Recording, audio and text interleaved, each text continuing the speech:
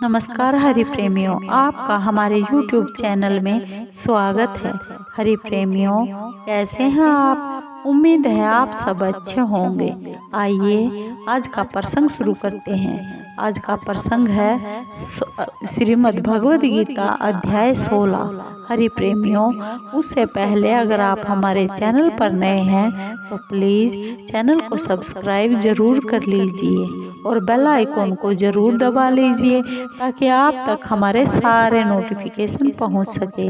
हरि प्रेमियों, आपका एक भी सब्सक्राइब हमारे लिए बेहद मायने रखता है। आइए सुनते हैं श्रीमद् भगवद गीता अध्याय 16। हरि प्रेमियों, यहाँ दैवी संपत्ति में सबसे पहले अभयम पद देने का तात्पर्य यह है कि भगवान के शरण होकर सर्वभाव से भगवान का भजन करना है। वह सर्वत्र अभय हो जाता है जो भजन करता है। भगवान श्री राम ने भी ऐसा ही कहा है। हरि प्रेमियों, अध्याय 16 आरंभ है।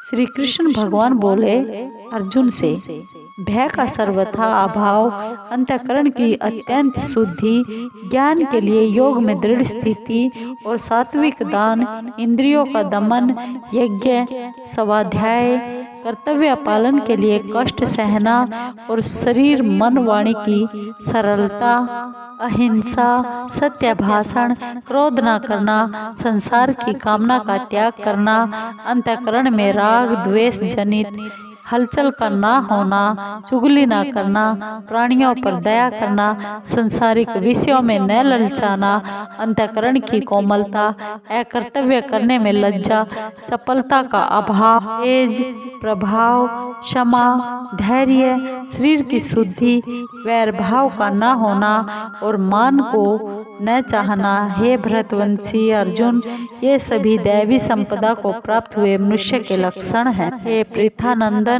दंभ करना, घमंड करना और अभिमान करना, क्रोध करना तथा कठोरता रखना और अविवेक का होना भी ये सभी आसुरी संपदा को प्राप्त हुए मनुष्य के लक्षण हैं। दैवी संपत्ति मुक्ति के लिए और आसुरी संपत्ति बंधन के लिए मानी गई है। हे पांडव, तुम दैवी संपत्ति को प्राप्त हुए हो, इसलिए तुम शोक चिंता मत करो। हे अर्जुन, इस लोक में दो तरह के ही प्राणियों की सृष्टि है, दैवी और आसुरी।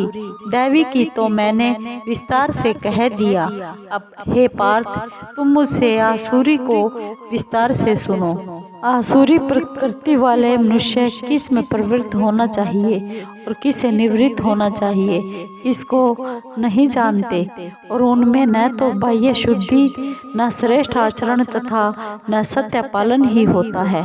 कभी पूरी न होने वाली कामनाओं का आश्रय लेकर दंभ, अभिमान और मद में चूर रहने वाले तथा अपवित्र व्रत धारण करने वाले मनुष्य मोह के कारण दुराग्रहों को धारण करके संसार में विचरते हैं। वे मृत्यु पर्यंत रहने वाली अपार चिंताओं का आश्रय लेने वाले पदार्थों का संग्रह और उनका भोग करने में ही लगे रहने वाले और जो कुछ है वह इतना ही है ऐसा निश्चय करने वाले होते हैं।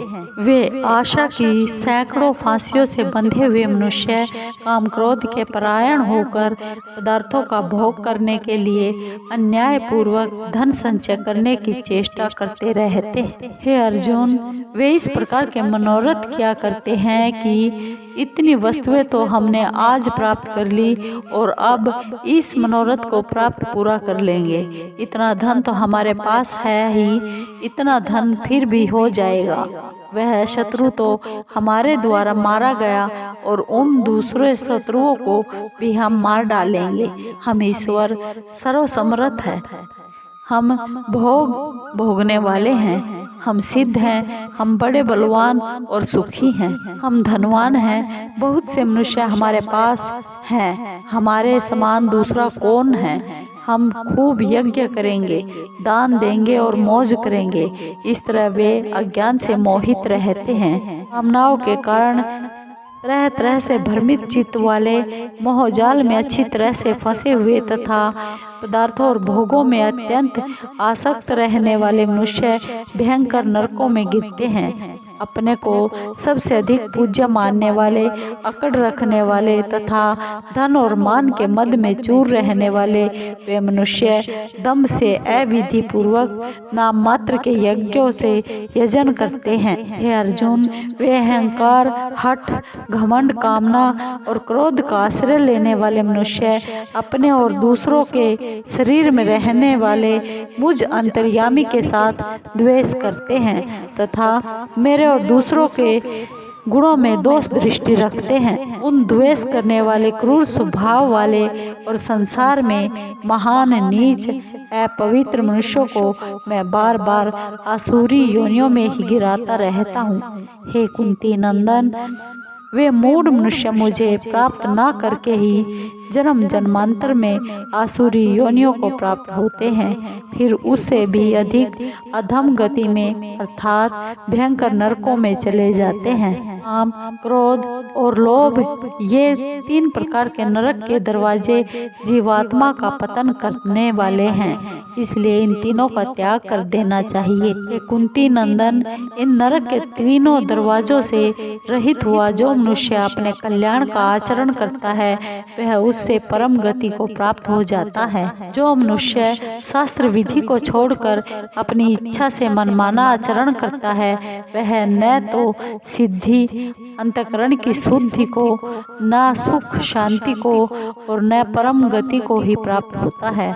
अतः तेरे लिए कर्तव्य अकर्तव्य की व्यवस्था में शास्त्र ही प्रमाण है। ऐसा जानकर तू इस लोक में शास्त्र विधि से नियत कर्तव्य कर्म करने योग्य है, अर्थात तुझे शास्त्र विधि के अनुसार कर्तव्य कर्म करने चाहिए। प्रेमियों, श्रीमद् भागवत गीता का 16वां अध्याय समाप्त हुआ। हरि प्रेमियों, आपको ये वीडियो कैसी लगी?